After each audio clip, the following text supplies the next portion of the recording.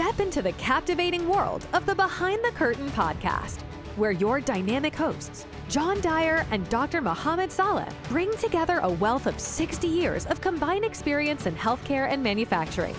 Join us every week as we delve into intriguing topics, weaving unscripted conversations that promise to take you on an unpredictable and enlightening journey. Gain valuable insights for your continuous improvement adventure as we navigate uncharted territories with enthusiasm and expertise. Welcome to a podcast that goes beyond the ordinary, unraveling the mysteries behind the curtain of knowledge.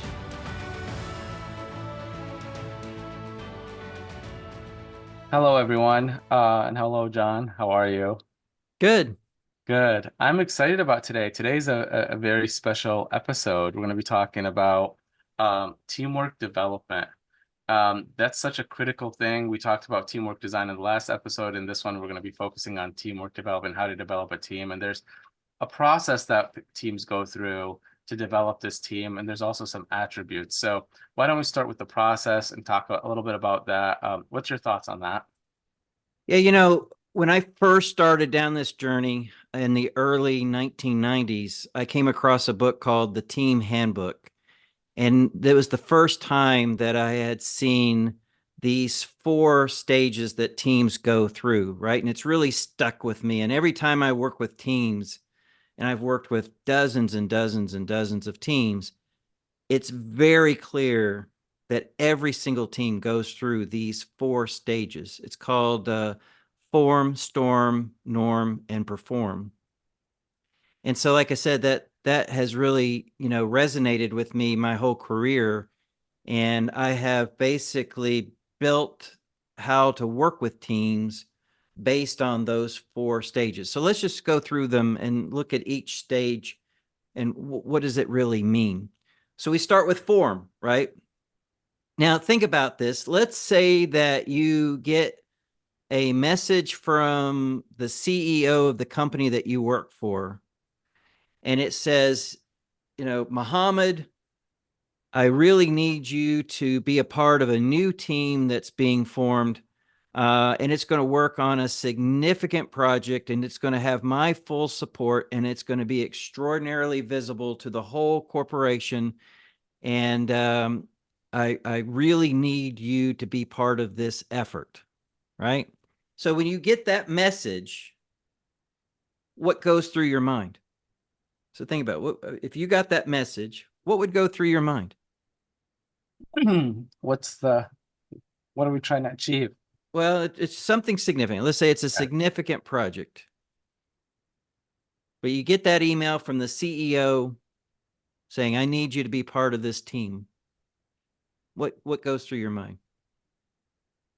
What am I going to bring to the table? Right. What am I is this more work than what I already have, or is this an added, or is this a full-time thing? And who are the players that I'm going to be working with? Right. Good. So and what's our purpose? So I would say those are the main ones. So think of all of the emotions that you just described, right? Some anxiety, some fear, some trepidation, but also some excitement, right? A sense of pride. Hey, I got invited, and look at these people who didn't get invited. So now imagine yourself walking into the conference room for your very first meeting, right? And there's a big conference table, and there are name tents all around the table, and you see, the CEO of the company sitting at the head of the table who wants to be there to kick off this very important meeting. You have some of the same emotions, right? So form is a convergence of a lot of different types of emotions that every member of that team is encountering when they first walk into that room. The same things. That's a good point. Fear, anxiety, why am I here? But also some excitement, a sense of pride. But you also got to mix in things like, where's the coffee? Is the room too cold, too hot? So there's personal needs that have to Yeah. be addressed. So you have all of these mixed emotions that hit in the form stage, which tends to make people very anxious and quiet. You notice at the beginning, most people do not participate that much because they're like still trying to figure out what's going on. So that's form. Storm, it's interesting because every time I teach classes on this, there's always a handful of people who think storm means brainstorm. Oh, we're coming up with ideas. And it's no, it's two different things. Brainstorm is completely different. Storm is exactly what it means, is a sense of trouble in the team. Think about when we design the team, we want a diverse group, right? We want people that have different experiences or a different way of thinking or view problems from different perspectives, maybe even different shifts or different locations. So you pull all those different divergent opinions and ideas and thinking processes into a room together, there's going to be friction. There's going to be conflict. And that results in storming. So a good facilitator can help a team get through storming very quickly. And there's some things that can be done in the design of the meeting that we'll talk about in future podcasts that will help minimize the storm. But every team goes through storming. It might be for 10 minutes or 10 hours. And the longer it goes, the more destructive it is to the team, to the point where if it goes too long, the team may not be able to recover. Yeah. So have you had any instances? Can you think of any teams you've been a part of that have had an issue with storming? Absolutely. There's an organization that I was working with, and I got that call that you talked about and said, Mohammed, we want you to build a lean office for our healthcare system. And this is 30,000 employees, and we're going to go deep in one area, but then spread through all the other areas and all the other hospitals and outpatient clinics and all that. And I assessed it, and we needed around 7 senseis and around like 23 facilitators to do this full transformation. And I knew it was going to take at least over 10 years to do this transformation. And so, what I did first is I went out and I hired those 7 right-hand senseis. Each one would be matrix to a president, and I tried to create this diversity in the skill set of the senseis, where I wanted to, I got one from the nuclear industry, I got one from the casino industry, I got one from the hospitality, I got one from restaurant business, I got one from labs, and I created one from insurance company, and then one from manufacturing that helped start up the Motorola movement, and one from aerospace, and this created this, I would say, cocktail of skill sets at the table that was very unique in its way. And in the beginning, when we first got together, I was really, really focused on how do I build relationships and how do I help the team understand the purpose of what we're trying to achieve.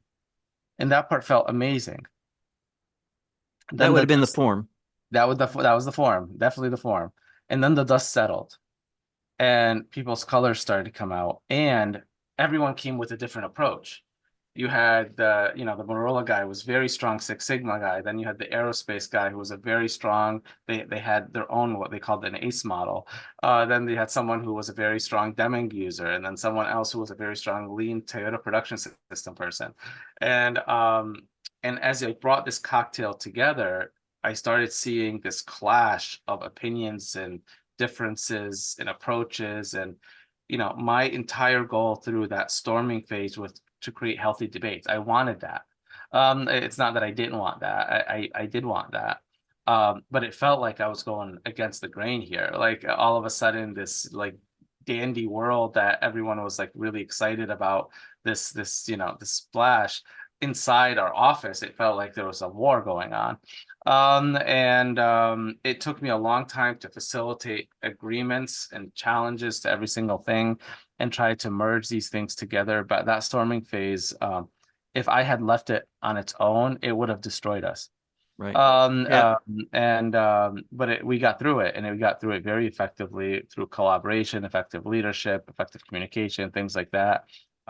Setting trust goals, trust and goals, to be able to move the team through the storming phase. But I wish I was warned Right. that this storming phase was going to happen. I just thought because all of these people are up the top of their class in their industries that are doing lean transformations, that when I bring them all together, it's just going to be, this everyone's going to understand the purpose and march towards it. And I didn't appreciate the amount of Right. conflict that I was going to run into.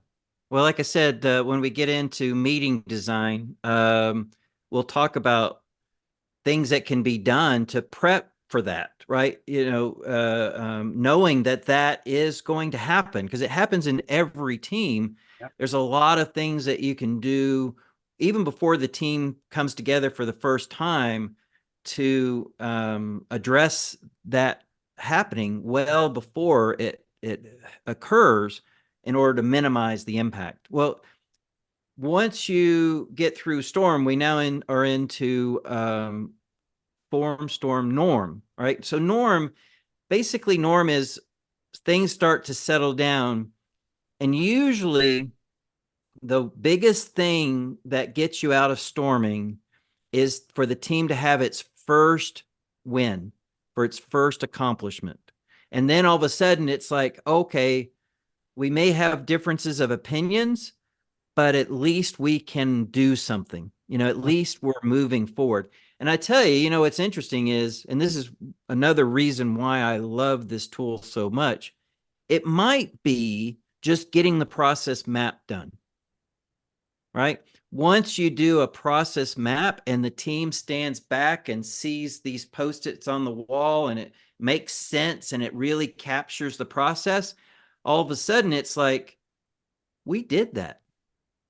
We accomplished that. We got that map up on the wall and it actually makes sense. And it's actually helping us to identify where some of the wastes are and why the process is as poor as it is. And, actually it's not the people, it is the process.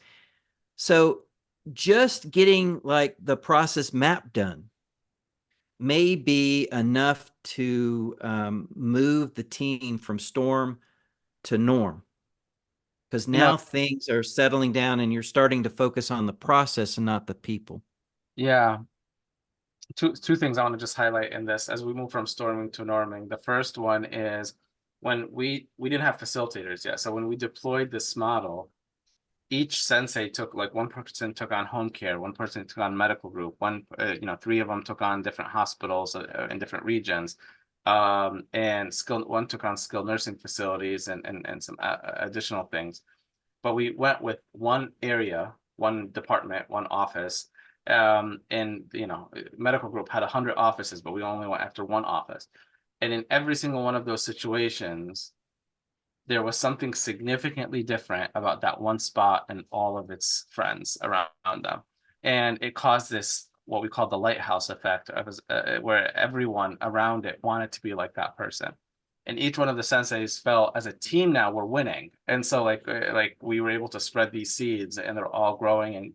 And so they started getting recognition as a team, not as an individual. And that was huge to moving them forward. But right before that happened, one of the things that I was unaware of, which happened during the storming phase, is I noticed that there was splitting going on. 2 or 3 were getting really comfortable with each other, but they didn't like these other 2. So there's not these these little pockets within this small group. And I think something that all facilitators should be very mindful of, or leaders that oversee a department when they hire a new team like that should be very mindful of, is avoid splitting at all costs. And because once you have that, it's going to deteriorate your team. So right. Yep, that's a good point. So once you accomplish something, that's norm. Yeah. And then, all of the gears come together, all the pieces of the puzzle come together, and you're starting to see the actual accomplishments, and maybe even some of the key metrics are starting to improve. And then you realize that you're into the perform stage. Now, there's a real important point to these 4 phases that teams go through. Just because a team gets into perform doesn't mean they stay there. And the biggest trigger is when there are 1 or 2 key team members that rotate off and 1 or 2 new people come back on. And what people need to understand is that when that happens, the team goes all the way back to form, right? Because think about it. Again, let's say you're one of those 2 new team members that have just replaced 2 important people that have rotated off the team. You're going to go through all those same emotions, right? Anxiety, fear, excitement, trepidation, all those things that we talked about before. And the rest of the team are going to be looking at these new members and saying, who are they? Why are they here? Who invited them? What are they going to bring to the party? And those new members don't have the advantage of having seen all the discussions, all the things that have happened up till that point. So they're hitting it cold. And guess what that leads to then? Storming, right? Because the first time that the new members push back on something that the rest of the team has spent a lot of effort on and a lot of, blood, sweat, and tears on. And they're like, I'm not sure I agree with that approach. Whoa, who are you? You're the new people. You don't have any say in this. And all of a sudden, boom, you have conflict. And so you go back into storming. And so that's one of the things I see a lot of companies not understand is they'll have a team that's really doing well. They're hitting it on all cylinders. And then all of a sudden 2 or 3 people change and they assume that no big deal. In fact, we'll even replace those 2 or 3 people with the exact same skill sets or from the exact same department, but they're not going to have the exact same way of dealing with things or the exact same personalities. And they're hitting it cold. So if, we talk about the role of the facilitator, having a facilitator to help the team get from form to storm to norm is critically important, especially for a team that's being asked to make a lot of tough decisions. Yeah. And then you may not need that facilitator any longer when they get to perform.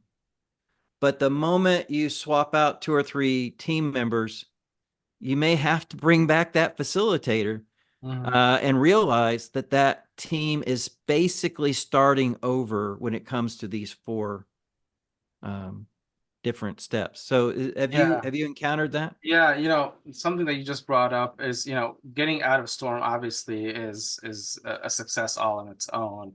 And when you enter the norm phase, at least for me, there were some established rules starting to go in place. Like you said, there's a common goal that now we could all we felt a taste of this win. So now there's a march of how do we get this. There's trust starts to, become more apparent within the team itself. And then one of the things I noticed is once we entered perform, though, it was the peak of our performance. We were like highlights, like that, like it was great. But I didn't appreciate that when you're at that phase, that's truly when solving started to happen effectively. Right. I didn't really if I tried to do problem solving at the storming phase or the forming phase, or even at the norming phase, it would be premature. And so it's really hard I'm talking about a department in this scenario, but even as a project, it's really hard when you bring a team together and the first thing you want to do is start jumping into solving the problem. You're trying to calibrate the team as if they're in the performing phase and not giving them the state to reach the performing phase. And so I would say for at least me, problem solving occurs when you're at the performing phase. Right. Forming, storming, and norming is a process that is required for team development so that you could start problem solving. And then at that point, you have adaptability and effective communication and resilience that are happening in the team that allow for problem solving to be more successful. But if you Right. try You know, to people, do it, you won't. yeah, people have this misperception that you can take a group of random people and throw them in a room and wave a wand and say, "All right, you're now a Form. team. Start acting like it." Right? And it doesn't work that way. We're all human. We all have different emotions. I'll give you one quick example that comes to mind for me. This was one of the more difficult teams that I've ever facilitated. It was at General Electric and Major Appliances. And the situation was that we had a group of design engineers that had been working on the next generation washing machine for GE. And this was supposed to be like the best design washing machine ever created. The problem though was that they had been working on this new design for a long time, and it was still quite a ways away from production. So it had dragged on so long that the executives decided to bring in a new group of engineers and just basically ask them to go out and purchase a, a washing machine from all of our competitors and do a complete teardown of all of those machines and compare it to this new design, the new generation washing machine that was still a ways away from production. So they did that, and their conclusion was that what was already on the market from our competitors was actually better than the next generation washing machine that was still a good year away from production. So I was asked to facilitate a 3-day meeting where these two groups came together and to discuss what are we going to do about this, because you can't launch a brand new washing machine that's worse than your competitors and call it the next generation, greatest washing machine ever. So one of my mistakes looking back on that was that I should have assigned seats, but I didn't. So you can just imagine this big room with this big U-shaped table. And on one side of the room were all these seasoned engineers that had been working on this for, 2 or 3 years.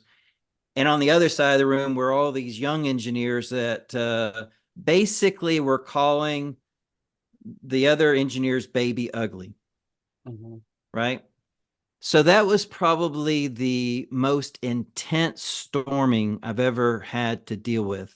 Yeah. Because right off the bat, it went into, who are you to tell me you're still, you're just barely out of diapers and you're trying to tell me that my design stinks?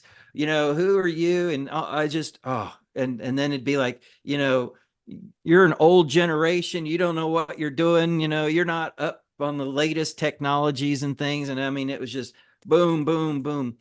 I remember 3 different times I had to stop the meeting, get everybody to stand up and walk around the building 3 times just to cool off so that the tempers would come back down, right? Yeah.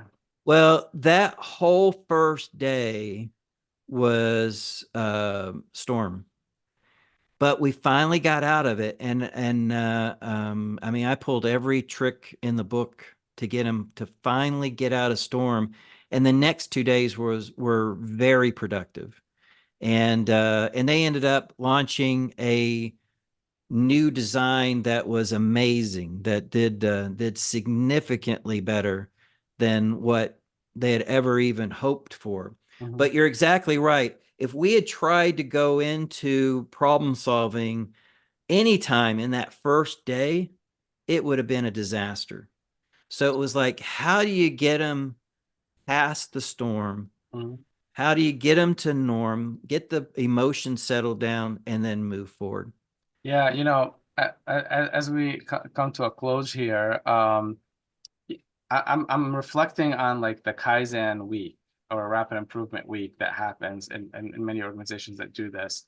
And even within that week itself, there's a cycle of forming, storming, norming, and performing. Absolutely. And a lot of people see like, oh, the Wednesday of a Kaizen week is the worst time during the week because, you know, we don't understand, it's a mystery. It's just always Wednesday becomes really tough. Well, but people don't understand you're forming on Monday and getting to know Right. each other, and you're getting excited, and you see the process map, and then difference of opinions, and you're calling people's baby ugly at that point and offending people by accident sometimes, or many other times, and you start entering on Tuesday into the storming phase. Well, you're trying to force your way through the storming into the norming on Wednesday. And so it feels very rough on Wednesday. And people say, oh, Thursday is always better. Well, Thursday, you're falling into the norming and performing now.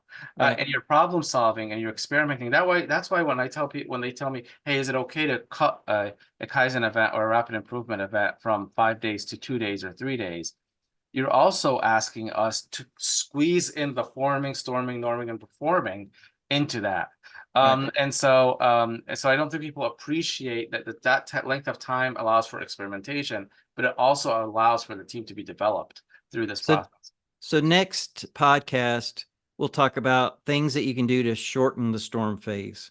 Yes. And make the team more effective more quickly. That might help.